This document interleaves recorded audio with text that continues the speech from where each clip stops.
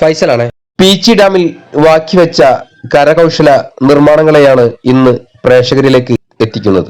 നിരവധിയായ കാർഷിക ശില്പങ്ങൾ, മനോഹരമായ ഗാർഡനുകൾ, ജല ഫൗണ്ടനുകൾ, കേരളത്തിന്റെ ഭൂപ്രകൃതിയെ മനോഹരമായി ആലേഖനം ചെയ്തിട്ടുള്ള ഭൂപട രേഖകൾ, കാർഷിക മേഖലകൾ, നദികൾ, മലകൾ, നാഷണൽ ഹൈവേ, വന്യജീവി സംരക്ഷണ മേഖലകൾ, ടൂറിസ്റ്റ് ഡെസ്റ്റിനേഷനുകൾ തുടങ്ങിയവയെല്ലാം മനോഹരമായി ആലേഖനം ചെയ്തു വെച്ചിരിക്കുന്നു ഇവിടം. പ്രേക്ഷകർക്ക് അകത്ത് കയറി സന്ദർശിക്കാനുള്ള അവസരം നൽകുന്നില്ല എന്നുള്ളതാണ് ഖേദകരമായ സംഭവം. ബ്രിട്ടീഷ് കാല നിർമ്മിതികൾക്ക് സമാനമായ പാലങ്ങൾ, ഡാമിനെ ദൂരെ നിന്ന് സന്ദർശിക്കാനുള്ള വ്യൂ പോയിന്റുകൾ, ചെറു അരുവികളെ പുതിയ കാലത്തിന്റെ ഭംഗിയിലേക്ക് നിർമ്മാണ പ്രവർത്തനം നടത്തിയിട്ടുള്ള പ്രദേശങ്ങൾ, ഡാമിനെ പൂർണ്ണമായും ആസ്വദിക്കാനായി നിർമ്മിക്കപ്പെട്ടിട്ടുള്ള വാച്ചിങ് ടവറായ പവലിയനിലേക്ക് കയറിപ്പോകുന്ന പടികൾ, പവലിയൻ സന്ദർശിച്ച് താഴേക്ക് ഇറങ്ങി വരുന്ന ആളുകൾ, പവലിയന്റെ മുകൾ കാഴ്ചകൾ,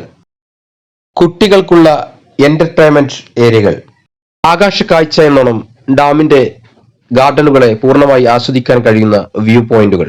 ഡാമിനെ കുറിച്ചുള്ള നിങ്ങളുടെ അഭിപ്രായങ്ങളും നിർദ്ദേശങ്ങളും വീഡിയോക്ക് താഴെ എഴുതി അറിയിക്കും എന്നുള്ള വിശ്വാസത്തോടു കൂടി ഗുഡ് ബൈ.